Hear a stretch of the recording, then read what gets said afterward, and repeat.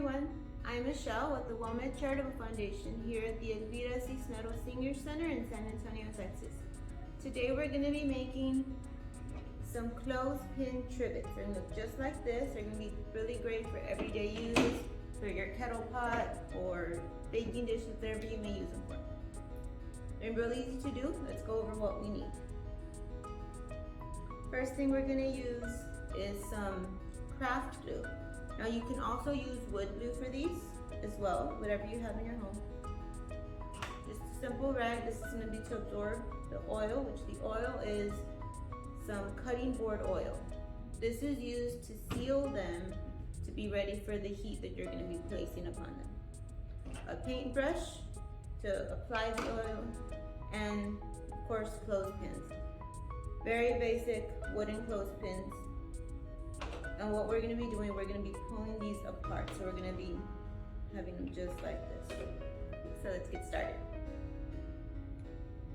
With the clothespins, so I've already taken them apart a little bit, but they're really easy to do. Just kind of twist them, and the thing just pops off once you twist in that direction, just like that. This here slides right out. So we're not going to be using that. We have them just like this. We're going to be placing them together, so we're going to be just like you're matching them up. Looks almost like a little person, just like that. So when we apply the glue, we're applying it here to the flat part, right there, right in the center. We're just going to run the glue down. What I like about the craft glue is that it does dry very quickly, so it makes it easier to use. But the wood glue does work just fine. See, and just together, and just try to make sure they're somewhat even and flat. So even like this, and then I'm going to place them on a flat surface to let them dry, and that way they can stay flat, they can be even for when you place your dishes and stuff upon these. It's going to work a lot better. Same thing on the flat surface. I'm going to place it on one side only.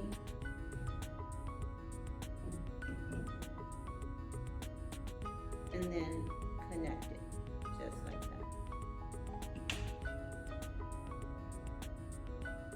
Just like that. So, like I said, they does dry quickly.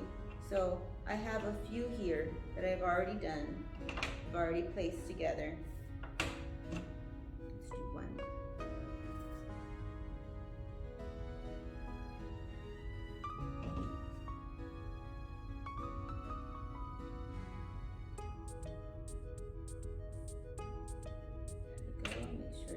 I'm going to leave that the last one. I'm going to leave it there, show you how quick that dries.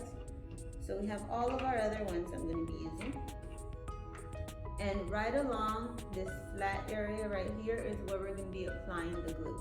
So now we're going to be putting them together to make this circle. So I'm going to apply the glue. And I'm going to grab my other ones. So see, this is already dry. We're going to place them together. So the two flat parts together, like the two slants that go down the bottom, that's what we're placing together. We just continue the process. It should be just like a puzzle. So, and I'm going to, once again, leave it on a flat surface so that it can dry, and when it dries, it stays flat for when ready for you to use. When you put your pots and your kettles on it. Same thing. So as I leave those down there, I'm going to place the glue and continue to apply to that area right there. And just try your best to keep it in line. All you got to do is place them through, and it's going to end up just like this, just like that circle in the center. And just keep them in line. The result is going to look just like this. Just continue the pattern. So let's move on to the next step. Let's make some room.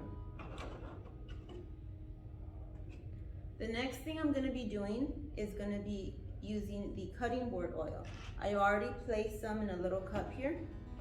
I have my brush, and I'm going to saturate the brush really well, and we're going to be brushing the clothespins all along the side. This is to seal it to be ready for the heat. Now, don't be afraid to to saturate it. And we want to get onto the nooks and crannies, onto the side area as best we can. That's why we have the towel here. So afterwards we will be able to wipe up any excess oil that's fallen, and we are going to flip it over as well. So just to keep stuff clean, but don't be afraid. You want to, and you can apply it more than once. It does dry fairly quickly as well. It absorbs. So once it's dry, you can do a second coat just for extra protection as well. Even a third if you think you need it, but it worked really well. So as far as how many clothespins you're gonna need, the bigger one here, because I used 2 sets, that's a little bit small. I'll show you the size difference in a bit. This one here took about 33, I believe, to make. That one there, the smaller one, took about 28. It really depends on the size of the clothespins, but the way it comes out and when you put them all together, you can still fit a decent sized little pan, pot, anything on it, as long as it's not touching the counter and protect your counters. Easy to make and cheap to make. Clothespins are very inexpensive. I'm gonna flip that over, and then of course just repeat all on the other side.